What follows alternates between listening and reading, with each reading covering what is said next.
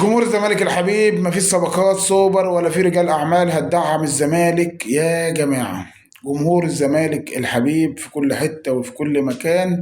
مجلس اداره الزمالك ضحك عليكم، لا في سوبر ولا في حتى نص سوبر. مجلس إدارة الزمالك يفشل في التعاقد مع أشرف بن شرقي. مجلس إدارة الزمالك يفشل في التعاقد مع صفقات سوبر. مجلس إدارة الزمالك جاب صفقات فاشلة. صفقات لا تصلح إنها حتى تعدي قدام النادي، صفقات لا تصلح إنها تشتغل أمن داخل جدران نادي الزمالك.